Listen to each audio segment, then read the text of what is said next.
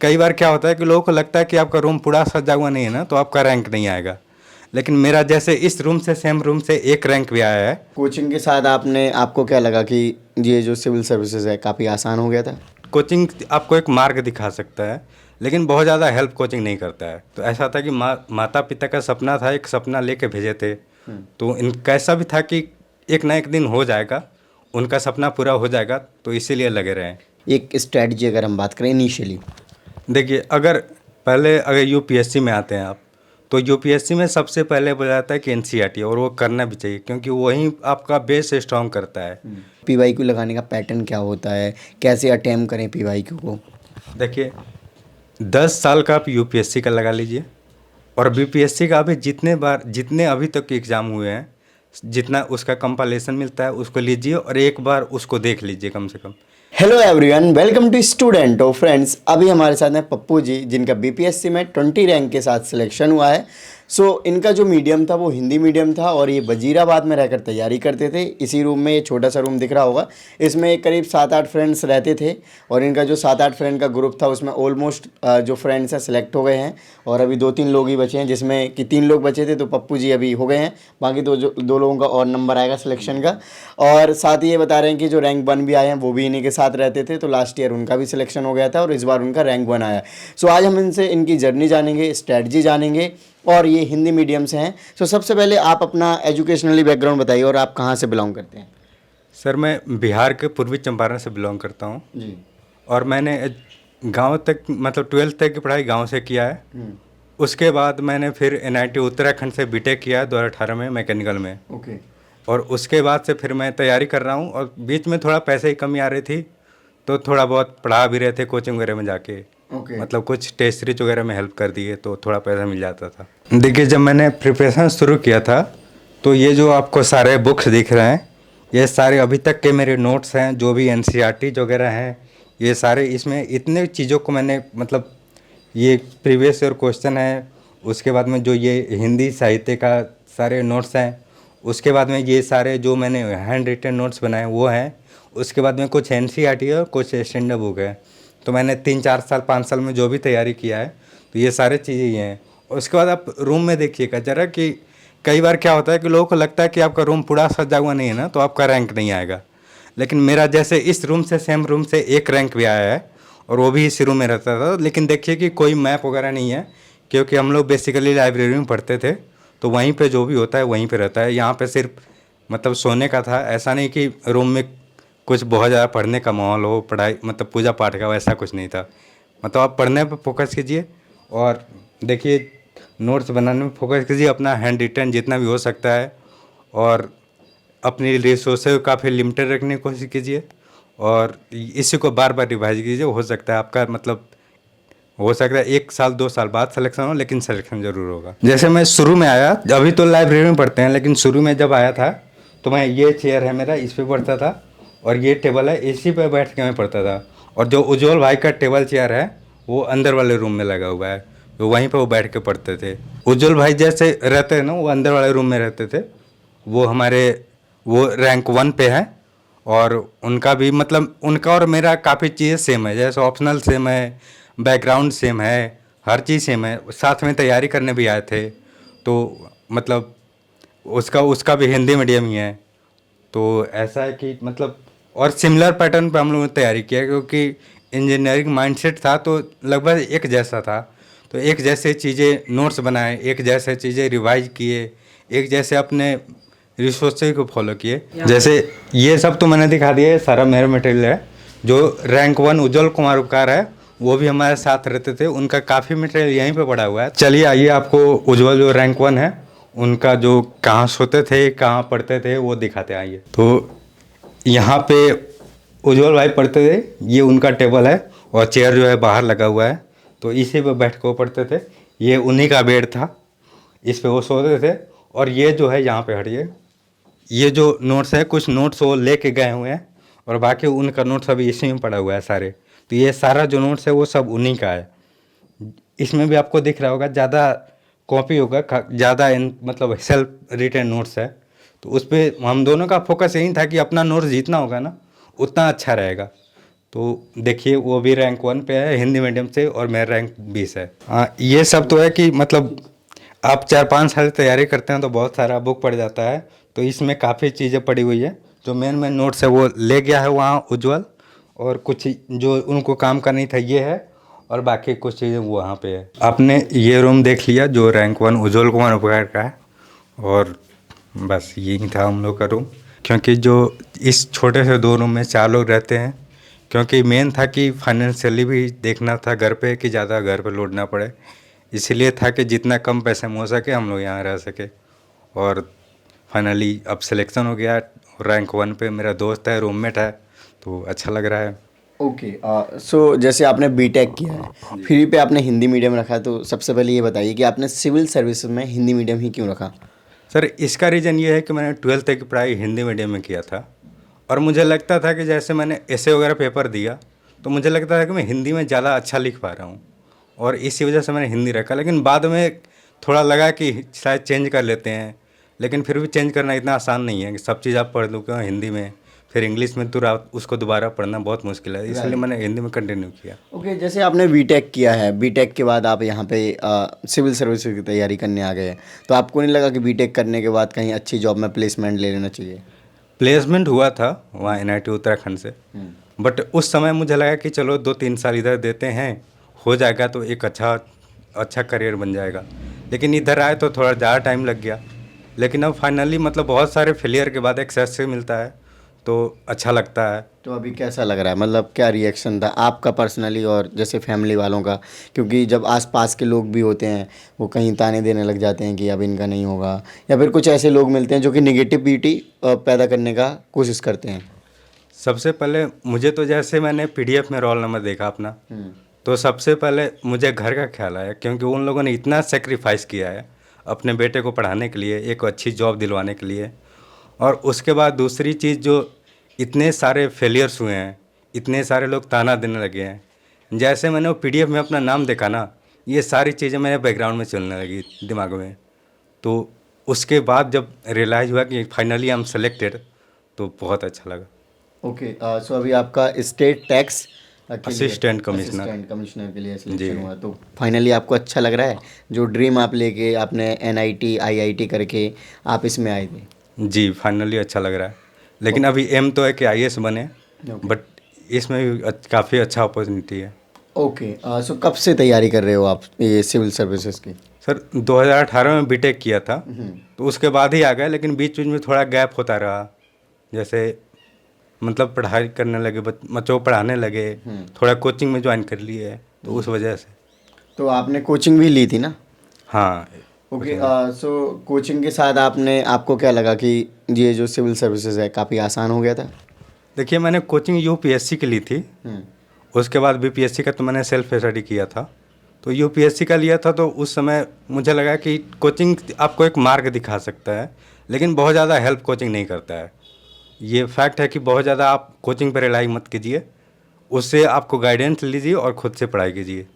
तो बेहतर यही है कि आप खुद से चीज़ों को समझें, तभी आप आगे मतलब अपनी गलती को रियलाइज़ कीजिए और उस पे काम कीजिए, तभी आपका सिलेक्शन होगा। ओके, सो जैसे आपने मुखर्जी नगर फिर अभी वजीराबाद में रह के कर रहे हैं तैयारी, तो यहाँ पे जो माहौल बताया जाता है जो सिविल सर्विसेज का, तो वो आपको एक्चुअल हेल्प हुआ है यहाँ पे? देखिए हेल्प तो होता है, बट 2-3 अटेम्प्ट आप फेल होते हैं ना, तो ये माहौल आपको उल्टा हंट करने लगता है। ऐसा लगता है कि इस माहौल में आप सफोकेशन हो रहा है, यहाँ से भाग जाते हैं। बट इतना भी नहीं था कि अब इस फील्ड में आ गए तो इसको छोड़ के भाग जाए। तो ऐसा था कि माता पिता का सपना था, एक सपना लेके भेजे थे, तो इनका ऐसा भी था कि एक ना एक दिन हो जाएगा, उनका सपना पूरा हो जाएगा, तो इसीलिए लगे रहे। तो आपने UPSC के कितने अटैम्प्ट दिए? UPSC मैंने 3 अटेम्प्ट दिया है। तो उसमें क्या रिजल्ट रहा?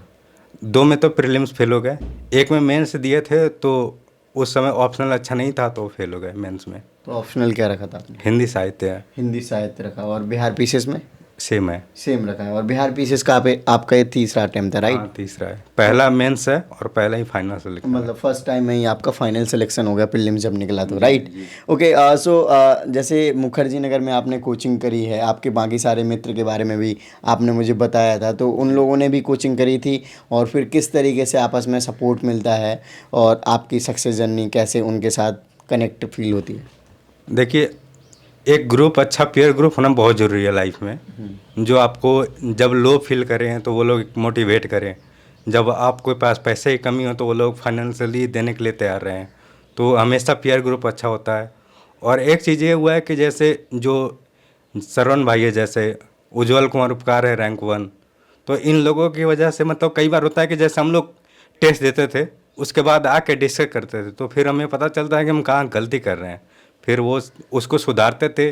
जैसे मैं एक टेस्ट दिया था, मतलब मुझे बहुत कम नंबर आए थे, 12-13 नंबर। फिर डिस्कशन की हम लोगों ने, फिर मतलब अपनी कमियों को देखा, तो मतलब अगला टेस्ट दिया तो उसमें 25-26 नंबर आए। सो जैसे आपने कोचिंग में भी पढ़ा है, तो आपको उस टाइम पे क्या प्रॉब्लम्स आ गए थे कि आपको कोचिंग में पढ़ाना पड़ा और जो फ्लो है वो टूटा आपका? आपको लगा कि आपकी स्टडी का भी फ्लो इन सब चीज़ों से टूटता है, या फिर जो स्टूडेंट्स यहाँ पे रहते हैं वो भी इस तरीके की एक्टिविटीज़ करते हैं अपने आप को फाइनेंशियली थोड़ा सपोर्ट करने के लिए? बहुत सारे फेलियर से आते हैं ना, तो ऐसा लगने लगता है कि घर वालों पे कितना प्रेशर डाले। तो मुझे लगा कि चलो कुछ करते हैं, अगर इधर नहीं हुआ तो इधर करियर बन जाएगा अपना कुछ ना कुछ 3-4 साल बाद। इस वजह से थोड़ा फाइनेंशियली सपोर्ट भी हो जाता था, और ये था कि घर वालों पे ज़्यादा प्रेशर ना पड़े, मेरा यही था कोशिश। ओके, तो जैसे अभी तो आप सिलेक्ट हो गए हैं, आपको अच्छा पोस्ट भी मिल गया है, जो आपका ड्रीम था एटलीस्ट आप उसके पहुंच गए हैं। लेकिन जैसे आपने कुछ और भी सोचा हुआ था इसके अलावा? अगर यूपीएससी या बीपीएससी नहीं होता है तो हम कब तक इसमें लगे रहेंगे, उसके बाद भी ऑप्शन की तरफ आपने कभी सोचा? ऐसा तो कोई ऑप्शन सोचा नहीं था, बट बीच में एक फेज आया था कि लगने लगा था कि वापस मैकेनिकल में जाते हैं, क्योंकि इधर नहीं हो रहा है, उधर जाते हैं। बट देखे कि फिर पापा मम्मी से बात किए, तो वो लोग थे कि नहीं तुम करो, जितना पैसा देगा, जितना टाइम चाहिए तुम लो, करो, हो जाएगा तुम्हारा। तो फिर मैंने सोचा कि जब वो लोग मोटिवेट कर रहे हैं तो मुझे करना चाहिए, और इसीलिए मैंने कंटिन्यू किया। सो जैसे आपने बताया था कि आपके फ्रेंड्स वगैरह थे, आप 7-8 फ्रेंड्स थे जिसमें कुछ लोगों का सिलेक्शन हो गया, मैक्सिमम लोगों का, तो वो कैसे आप लोग एक दूसरे की हेल्प करते थे, थोड़ा इसके बारे में बताएं। सर देखिए, जैसे हम लोग थे कि पढ़ाई कर रहे थे, बीच में मतलब ऐसा सिचुएशन है, काफ़ी दिक्कत है, पैसे मतलब घर पे भी बोलना अच्छा नहीं लग रहा था उतना कि प्रेशर डालें, घर पे भी फाइनेंशियली पापा टीचर हैं तो उतने मतलब काफ़ी सारे लोन चल रहे हैं, तो उस वजह से बहुत सारा पैसा मतलब घर से भी नहीं आ पा रहा था। लेकिन घर वाले ये थे कि वो बोल रहे थे कि तुम जो करना है करो, हम दे रहे हैं पैसा, लेकिन खुद से फील होता था कि नहीं यार, कुछ ना कुछ हम आए हैं तो अपने स्तर पे ही करना चाहिए। तो ये था कि जैसे जो जो लोग जॉब कर रहे थे हमारे ग्रुप में, वो लोग बोल रहे थे कि रूम रेंट हम पे कर रहे हैं, तुम लोग रहो, बाकी कोई दिक्कत हो तो मतलब कोई दिक्कत नहीं है उसका, पैसे का रूम रेंट दे रहे थे वो लोग। मतलब उसके बाद जो जितने भी हम लोग 5-6 लोग थे, जैसे श्रवण जी थे वो 68 में डीएसपी है, अभी उज्जवल कुमार उपकार है, मैं हूँ पप्पू कुमार, एक रंजीत भाई हैं, राजू है। तो ये इन लोगों का था कि चलो थोड़ा थोड़ा एक तो ग्रुप डिस्कशन सपोर्ट हो जाता है, जैसे मैंने बताया कि कैसे आंसर राइटिंग में हेल्प हुआ है। तो ये सब में मतलब एक ग्रुप का ये होता है कि आप एक तो जब ये स्ट्रांग फेज होता है तो अच्छी चीज़ है, लो फेज होता है तो यही ग्रुप आपको सपोर्ट करता है, और आप जहाँ पे लैग कर रहे हैं, अगर आपको अच्छा ग्रुप है तो आपकी कमियाँ एक टीचर से बेहतर एक आपका दोस्त बताता है। राइट। ओके, सो अब हम तैयारी की बात करते हैं। जैसे आपने क्लासेस भी ली थी, क्लासेस के अलावा जैसे जो स्टूडेंट तैयारी में आना चाहते हैं वो कैसे तैयारी स्टार्ट करें? एनसीईआरटी जैसे सबसे पहले बोला जाता है, एनसीईआरटी पढ़ें, फिर कैसे स्टार्ट करना चाहिए, जैसे सिलेबस को अप्रोच हो, पीवाईक्यू को अप्रोच हो, एक स्ट्रेटजी अगर हम बात करें इनिशियली। देखिए, अगर यूपीएससी में आते हैं आप, तो यूपीएससी में सबसे पहले बोला जाता है कि एनसीईआरटी, और वो करना भी चाहिए क्योंकि वही आपका बेस स्ट्रॉन्ग करता है।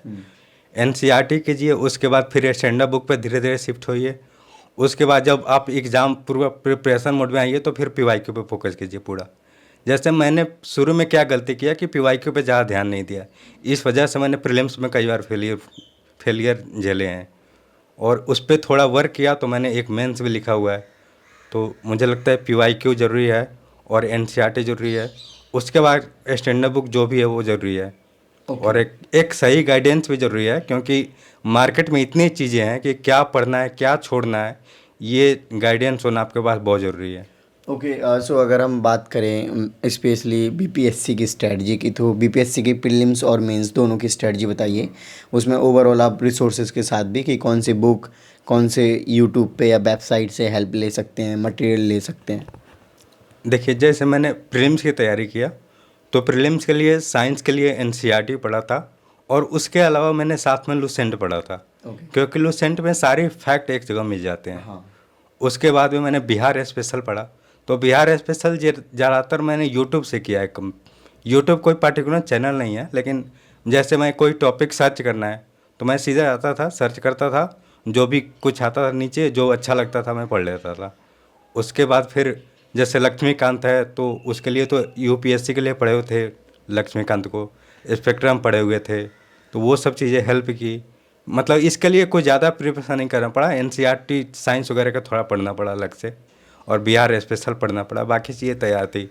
और मैथ का भी 10 सवाल आता है, तो बैकग्राउंड मेरा इंजीनियरिंग है तो मैथ में कभी दिक्कत नहीं हुई, तो उसके लिए प्रिपरेशन की ज़रूरत नहीं पड़ी। ओके, जैसे जो दूसरे स्टूडेंट हैं जो कि आर्ट्स या ह्यूमैनिटीज़ बैकग्राउंड से आ रहे हैं, उनको कैसे करना चाहिए मैथ, यानी कि जो सी सेट माना जाता है? देखिए, उसके लिए यह है कि जितने प्रीवियस ईयर क्वेश्चन आए ना, आप उसको एक बार सॉल्व कर लीजिए। अगर उसको आप सॉल्व कर पा रहे हैं तो वहाँ पे जाइए, आपको हो जाएगा। क्योंकि सिमिलर उसी पैटर्न पे आते हैं क्वेश्चन वहाँ भी, तो आप उसी को बेस बनाइए। ओके, जैसे कहा जाता है कि जो बिहार पीसीएस है वो फैक्चुअल ज़्यादा है, तो फैक्ट वगैरह को याद करना कैसे ट्रिक्स अपनाते थे, या फिर नोट्स आपने बनाए होंगे उनका कैसे इस्तेमाल करते थे एग्ज़ाम के टाइम पे? देखिए, अभी जो है बीपीएससी का काफ़ी नेचर चेंज हुआ है 69 से। उससे पहले काफ़ी फैक्चुअल था। अभी क्या हुआ है कि काफ़ी यूपीएससी के पॉइंट पे आ गया। अभी भी थोड़ा फैक्ट रहता है, लेकिन फैक्ट अब काफ़ी पहले से कम हो गए हैं। ओके। तो जैसे मैंने यूपीएससी का तैयारी किया था ना, तो इसका मुझे काफ़ी हेल्प मिला। प्री में, मेंस में, इंटरव्यू में भी थोड़ा सा एक कॉन्फिडेंस था कि चलो यूपीएससी के छात्र हैं तो मेंस तो अच्छा किए होंगे, तो इस वजह से एक बूस्ट मिलता है। ओके, जैसे पीवाईक्यू आपने बोला कि पीवाईक्यू का इम्पोर्टेंट बहुत ज़्यादा है, तो बिहार पीसीएस का अगर कोई अटेम्प्ट करने वाला है, जैसे अपकमिंग एग्ज़ाम है दिसंबर में, तो इसको लेकर स्टूडेंट्स कितने साल की पीवाईक्यू लगाएं, और पीवाईक्यू लगाने का पैटर्न क्या होता है, कैसे अटेम्प्ट करें पीवाईक्यू को? देखिए, 10 साल का आप यूपीएससी का लगा लीजिए, और बीपीएससी का भी जितने अभी तक के एग्ज़ाम हुए हैं, जितना उसका कंपाइलेशन मिलता है उसको लीजिए और एक बार उसको देख लीजिए कम से कम। एक तो ये होता है कि आपको पता चल जाएगा कि बीपीएससी किस सेक्टर से क्वेश्चन पूछ रही है, किस क्षेत्र से क्वेश्चन पूछ रही है। जैसे पॉलिटी है तो पॉलिटी में पूरा ब्रह्मांड कवर नहीं करना है, उसके लिए 10-12 चैप्टर है, वहीं से क्वेश्चन आते हैं, उसी को अच्छे से कीजिए। और उसको सॉल्व कैसे करना है तो आप उसको मतलब एक बार तो सॉल्व कीजिए पेपर लेके, फिर आप देखिए गलती कहाँ हो रही है, उसको रियलाइज़ कीजिए कि हम गलती क्यों कर रहे हैं, कौन सा स्टेटमेंट जो मुझे सही या गलत करना था हमने नहीं किया, तो इस पे आप ज़्यादा फोकस कीजिए।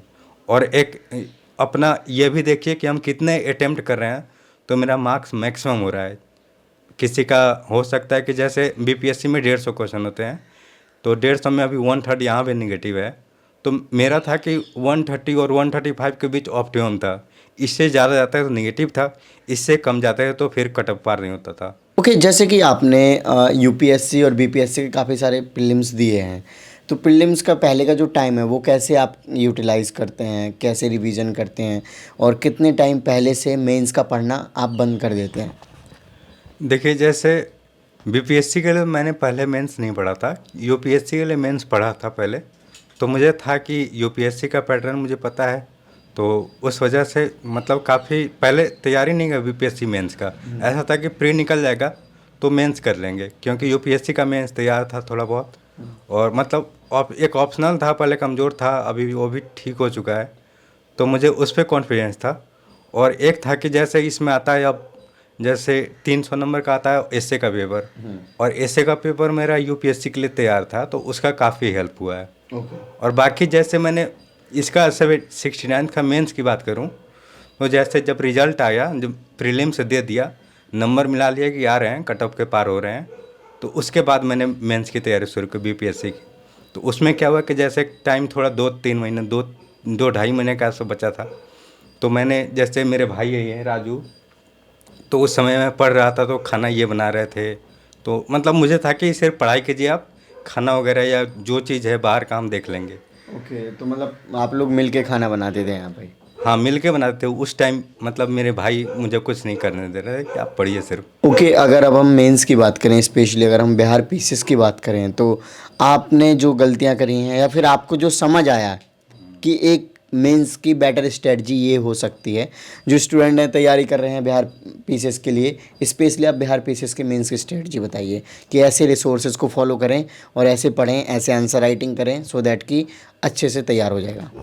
देखिए बीपीएससी मेंस की बात है तो उसमें क्या होता है कि सिमिलर लाइन पे क्वेश्चन कई बार आते हैं। जैसे अभी थोड़ा पैटर्न चेंज हुआ है तो अभी डायनेमिक क्वेश्चन आने लगे हैं, बट अभी भी काफ़ी जो होता है प्रीवियस ईयर काफ़ी हेल्प मिलता है।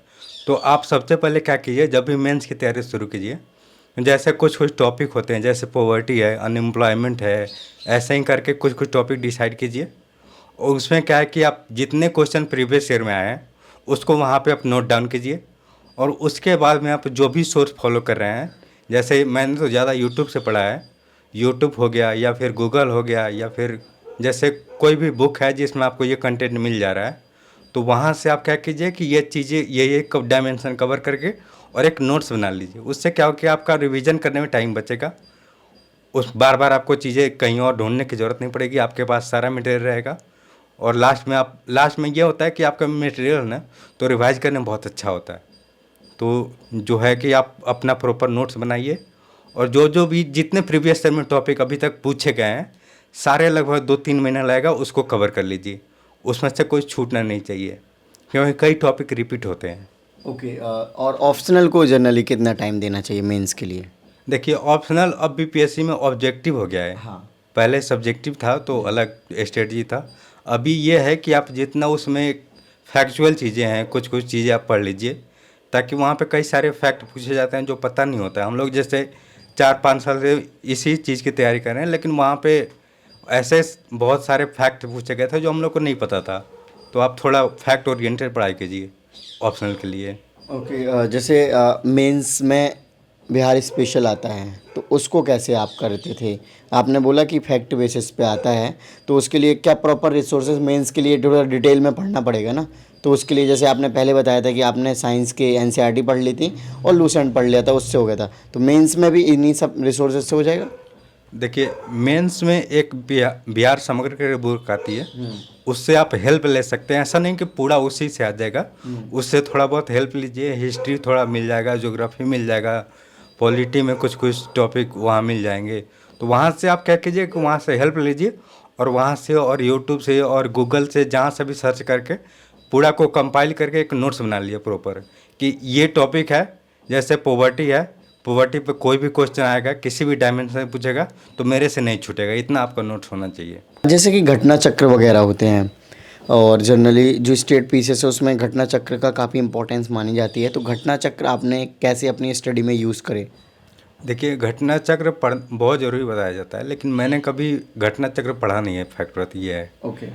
मैंने ज़्यादातर सहारा लूसेंट का लिया है और जो भी अपनी एनसीईआरटी है, एशंडा बुक है, उन सब को ज़्यादा पढ़ा है। घटना चक्र अच्छा बताया जाता है लेकिन मैंने नहीं पढ़ा था। ओके, तो और आपने जो नोट्स बनाए हैं वो क्या तरीका था आपका नोट्स बनाने का?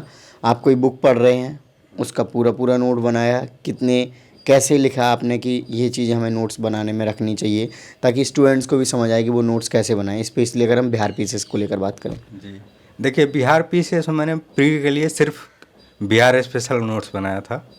उसमें जो टॉपिक होते हैं जैसे उसका हिस्ट्री है, ज्योग्राफी है, पॉलिटी है, इकोनॉमिक्स है, ये सब चीज़ें कुछ कुछ टॉपिक होते हैं। जैसे मान लीजिए कि बिहार स्पेशल में हिस्ट्री की बात करें, फ्रीडम स्ट्रगल है एक टॉपिक, वहाँ से कुछ कुछ पार्टिकुलर क्वेश्चन पूछे जाते हैं। तो आप क्या कीजिए कि एक नोट्स कहीं से सर्च करके, कोई बुक से, यूट्यूब से जो सर्च करके उसका नोट्स बना लीजिए। और बाकी चीज़ों के लिए मैंने यूपीएससी वाले प्रिपरेशन में रिलाई किया था। और मेंस की बात है तो मेंस में ये था कि मैंने प्रीवियस ईयर क्वेश्चन देखे और उसमें टॉपिक डिसाइड किया कि ये टॉपिक मुझे पढ़ना है। जैसे मुश्किल से 70-80 टॉपिक है, अगर आप उतने टॉपिक तैयार कर ले रहे हैं तो आपका मेंस एक अच्छा तैयार हो जाएगा। बाकी करेंट अपडेट कीजिए, जो बिहार का जो वो आता है क्या बोलते हैं, बजट और इकोनॉमिक सर्वे, उसको आप कर लीजिए। तो इतना चीज़ें आप कर ले रहे हैं ना, तो मुझे लगता है मेंस आपका बहुत अच्छा हो जाएगा। और मेन है कि एसए पे अगर आप यूपीएससी के छात्र नहीं हैं तो आपको थोड़ा एसए पे वर्क करना पड़ेगा, क्योंकि मैंने तो यूपीएससी के लिए प्रिपरेशन किया था तो मुझे एसए में उतना जो है दिक्कत नहीं हुआ। मैंने थोड़ा बहुत प्रैक्टिस किया कि हाँ 3 एसए लिखना होता है वहाँ पे, तो मैंने प्रैक्टिस किया कि यहाँ पे 2 एसए लिखने का वो था, वहाँ पे 3 लिखना था, थोड़ा थोड़ा मैंने बस प्रैक्टिस किया था। एक बेटर आंसर लिखने के लिए क्या क्या चीज़ें होनी चाहिए, जैसे कि इंट्रोडक्शन, फिर mind map, flow chart, diagram, कैसे आप लिखते थे? देखिए, आपका आंसर राइटिंग मेन आपके नोट्स पे डिपेंड करता है। जैसे आपने नोट्स में जो जो डायग्राम बनाए होंगे, जो जो डायमेंशन कवर किया होगा, जो जो वहाँ पे फैक्ट लिखे होंगे, वहीं क्या होता है कि एग्जाम हॉल में आप वो क्वेश्चन लिखिएगा ना उससे रिलेटेड, तो वो सारे दिमाग में बैठे रहते हो, वहाँ पे बहुत जल्दी जल्दी में स्पीड में वो सारी चीज़ वहाँ पर ड्रॉ करके आ जाइएगा। तो आपके पास मेन है कि नोट्स होना चाहिए। ऐसा नहीं कि आप गए वहाँ पे कुछ पूछ रहा है, वहाँ सोच सोच के लिख रहे हैं, ऐसा नहीं है। आपके पास पूरी तैयारी पहले से होनी चाहिए कि मुझे यहाँ पे ये मैप डालना है, यहाँ पे ये फैक्ट डालना है, और यहाँ पे ये डायमेंशन कवर करना है। जैसे डायमेंशन क्या होगा वो तो क्वेश्चन पे डिपेंड करता है, लेकिन जो होता है जो डायग्राम है, जैसे मान लीजिए कोई भी बिहार स्पेशल का क्वेश्चन आप लिख रहे हैं, तो बिहार में जो मैप है उसमें अगर खनिज का पूछ रहे, खनिज का दिखा दीजिए बिहार में कहाँ पाया जाता है। उसके बाद बिहार जैसे चंपारण सत्याग्रह क्वेश्चन था इस बार, उससे 2 क्वेश्चन थे, एक शॉर्ट में था एक लॉन्ग में था। उसमें होता है कि आप बिहार का मैप बना के एक बार चंपारण को दिखा दीजिए, ताकि उससे एग्जामिनर को हेल्प हो जाता है कि वो समझता है कि बच्चा समझ रहा है चीज़ों को, इसको इसने जो भी लिखा होगा अच्छा ही लिखा होगा। और बहुत ज़्यादा नहीं, अगर कोशिश कीजिए कि आपको कॉपी बहुत ज़्यादा जो है नीट एंड क्लीन रहे, उनको जल्दी समझ में आ जाए। इतना नहीं कि उसको पढ़ना पड़े, मेहनत करना पड़े तब समझ आए। तो अगर ज़्यादा बेहतर तरीके से लिखेंगे तो आपको मार्क्स भी बेहतर मिलेगा। जैसे कि आपने इतने टाइम से तैयारी कर रहे हैं, आपको 5 से 6 साल हो गए, लमसम 6 साल हो गए ना ऑलमोस्ट, और बाकी कुछ स्टूडेंट होते हैं जो फर्स्ट अटैम्प्ट में निकाल लेते हैं, तो आपको ऐसा नहीं लगता था कि तैयारी के टाइम पे जो आप अब वाले अटैम्प्ट दे रहे थे, नहीं आपके लिए तो बहुत आसान है, आप 6 साल से तैयारी कर रहे हो तो आपका तो इजीली हो जाना चाहिए, कुछ इस तरीके की एक थिंकिंग हो जाती है जिससे कि आप उतना एकदम कह सकते हैं ना लग के नहीं पढ़ते, आपको लगता है सब आ ही रहा है मुझे तो? देखिए, बात ये नहीं है, बात ये है कि आप, जैसे मैंने काफ़ी प्रीलिम्स से फेलियर फेस किया है। मेंस में तो जैसे यूपीएससी का एक मेंस फेल हुआ है, उसके अलावा कोई फेल नहीं हुआ है, और ये मेरा पहला बीपीएससी का मेंस था और इसमें हो गया है। तो ये है कि प्रीलिम्स में काफ़ी गलतियाँ की मैंने, अब रियलाइज़ होता है कि ये चीज़ें क्यों किया, अगर ये नहीं किया होता तो शायद कुछ समय पहले हो गया होता सिलेक्शन। तो ये होता है कि अब टाइम के साथ ही कुछ मिस्टेक रियलाइज़ होता है, ओके। तो उसका उसमें आप कुछ नहीं कर सकते। आप बस अपनी कमियों को दूर कीजिए, जो गलती आप कर रहे हैं उसको ना करिए, और यहीं मतलब उससे सीखिए। जी। रिवीजन कैसे करते थे आप? रिवीजन का क्या पैटर्न होना चाहिए? एक बार सिलेबस आपने ख़त्म कर लिया फिर तो रिवीजन ही करना होता है बार बार, तो वो कैसे करते हैं? मंथली प्लान होता है, वीकली होता है, ईयरली होता है, या फिर डे वाइज? जैसे देखिए, प्लान तो होता है कि आप मंथली उसको, फिर जैसे मंथ में था कि मुझे 2 महीना में या 1 महीना में ये बुक कवर करना है, या जैसे मान लीजिए पॉलिटी करना है, इकोनॉमी करना है, उसके बाद बिहार स्पेशल करना है। तो मैं क्या करता रहा डेली में कि 3 घंटे पॉलिटी को दिया, 3 घंटे इकोनॉमी को दिया, 3 घंटे बिहार स्पेशल को दिया, और ऐसे करके मेरा टारगेट था कि आज आज ये टॉपिक जो है 2 टॉपिक ख़त्म हो जाना चाहिए, इस टॉपिक इसका। जनरली स्टूडेंट्स के पास डाउट रहते हैं कि वो जब पढ़ना स्टार्ट करें, सिलेबस को कवर करना, तो 2 सब्जेक्ट पढ़ें, 3 पढ़ें, 4 पढ़ें, या फिर 1 पढ़ें? देखिए, ऐसा होता है कि शुरू में आप, अगर आप प्रिपरेशन फेज में हैं तो 1 पढ़िए, ज़्यादा बेहतर रहेगा। अगर बोर हो जा रहे हैं तो 2 कर लीजिए। लेकिन आप जब रिवीजन फेज में आएंगे तो उसमें क्या होता है कि आपके पास प्रॉपर सारा नोट्स होगा, सारे बुक्स पढ़े हुए होंगे, उसको बस रिवाइज करना है। तो आप 2-3 सब्जेक्ट लेके चलिए, क्योंकि एक सब्जेक्ट में क्या होता है कि थोड़ा 3-4 घंटा पढ़ने के बाद मन नहीं होता है, फिर लगता है कि कुछ अलग पढ़ते हैं। तो आप 3-4 सब्जेक्ट एक साथ लेके चलिए। ओवर द प्रिपरेशन में आप कितने घंटे अपनी पढ़ाई करते रहे हैं, डेली एवरेज देखा जाए? देखिए, पढ़ाई का तो डिपेंड करता है कि अगर एग्ज़ाम नज़दीक है तो 8-10 घंटे चलता है, बाकी टाइम में 5-6 घंटे 7 घंटे लगातार चलता रहता है। ओके। और जो इंटरव्यू है, इंटरव्यू के लिए आपने कैसे तैयारी करी थी? देखिए, इंटरव्यू के लिए मैंने एक तो मॉक लिया था 3-4 कोचिंग में। उसके बाद मैंने जो काफ़ी सारे टॉपर्स के इंटरव्यू देखे, वो उन लोगों से पता चला कि क्या डायमेंशन में क्वेश्चन पूछते हैं। उन सारी चीज़ों को मैंने खुद से एक कॉपी बनाया हुआ था इंटरव्यू का। जो भी क्वेश्चन मुझे, कॉपी बनाया हुआ हाँ, जो भी क्वेश्चन मुझे लगता था कि ये पूछा जा सकता है, मैं उसको लिख के खुद से सोचता था कि इसका बेहतर आंसर क्या हो सकता है। और इस चीज़ ने मुझे काफ़ी वहाँ हेल्प किया, क्योंकि वहाँ पे कई सारे ऐसे क्वेश्चन आते हैं जो आप एक्सपेक्ट नहीं करते हैं, और वहाँ पे आपको हैंडल करना पड़ता है। और अगर आप पहले से आप खुद से सोच के चीज़ों को रियलाइज़ किए रहेंगे कि मुझे ये चीज़ में ये बोलना है, तो वहाँ पे अब नया क्वेश्चन भी आएगा ना, तो आप उसको अच्छे से डील कर लेंगे। ओके, करंट अफेयर्स आपने जैसे पढ़ते ही आ रहे होंगे जब से आप तैयारी कर रहे हैं, लेकिन एग्ज़ाम के लिए कितने पहले का करंट अफेयर्स ज़रूरी है? एक एग्ज़ाम के लिए जैसे बीपीएससी का है तो आप 1 साल का कर लीजिए, 1 साल का सफिशिएंट होता है, उससे ज़्यादा करने की ज़रूरत नहीं, क्योंकि अब क्वेश्चन नहीं आ रहा है पहले से। तो आपको क्या लगता है कि जो सिविल सर्विस की तैयारी कर रहे हैं उनको एनसीईआरटी स्किप कर सकते हैं? सर देखिए, अगर एनसीईआरटी स्किप करते हैं तो आपका सिलेक्शन जो होता है, मतलब मान के चलिए नहीं होगा, क्योंकि वो जो होता है बेस आपका होता है ना, एनसीईआरटी ही कवर करता है। जैसे बीपीएससी में क्या होता है कि बीपीएससी में तो प्रीलिम्स में भी डायरेक्ट क्वेश्चन आते हैं कई बार, मतलब बहुत सारे क्वेश्चन आपको एनसीईआरटी से डायरेक्ट मिलेंगे। मेंस में क्या होता है कि मेंस में भी अब डायरेक्ट क्वेश्चन आने लगे हैं। जैसे हिस्ट्री में कुछ क्वेश्चन आते हैं डायरेक्ट होते हैं एनसीईआरटी से। इस बार ज्योग्राफी का क्वेश्चन जो था वो भर भर के एनसीईआरटी से पूछा हुआ था। 11th की जो ज्योग्राफी का एनसीईआरटी है उससे पूरा भर के क्वेश्चन पूछा हुआ था। तो आप एनसीईआरटी स्किप कर ही नहीं सकते हैं इस एग्ज़ाम में। अच्छा, जो इतने सारे रिसोर्सेज मार्केट में चलते हैं, तो क्या क्या चीज़ें कुछ स्किप करनी चाहिए आप स्टूडेंट्स को, आप बताएं, क्योंकि मिनिमम सोर्सेज फॉलो करने होते हैं। देखिए, स्किप करना है तो आप बहुत सारा मार्केट में मटेरियल हो उसको पीछे मत भागिए। आप पहले सबसे पहले आइए तो डिसाइड कर लीजिए कि मैं ये चीज़ पढ़ूंगा, इसके अलावा मैं कुछ भी नहीं पढ़ूंगा मार्केट से। क्योंकि मार्केट में आप जाइएगा ना शॉप पे, तो आपको लगता है कि ये भी ले लो वो भी ले लो, और लास्ट में ये होता है कि चलो ये ना हुआ ना वो हुआ, और फाइनली फेल हो जाते हैं हम। तो आप अपनी रिसोर्सेज काफ़ी लिमिटेड रखिए, उसको बार बार पढ़िए जितना बार हो सके। एनसीईआरटी बार बार पढ़िए, स्टैंडर्ड बुक बार बार पढ़िए, आंसर राइटिंग में फोकस कीजिए और रिवीजन में फोकस कीजिए मेनली। ओके, सो लास्ट में जो फ्यूचर एस्पिरेंट्स हैं उनको आप क्या मैसेज देना चाहेंगे? यही है कि आप तैयारी अच्छे से कीजिए, थोड़ा पेशेंस भी रखना होता है, क्योंकि ऐसा नहीं कि आप सोच के आइए कि पहला अटेम्प्ट में हो जाएगा तो पहला में हो जाएगा। हो सकता है कि 3-4 साल 5 साल लग जाए। तो थोड़ा धीरज बना के रखिए और तैयारी करते रहिएगा, तो जैसे मेरा हुआ है इतने फेलियर के बाद, तो आपका भी सिलेक्शन हो ही जाएगा। Okay, so thank you so much sir for your lovely message.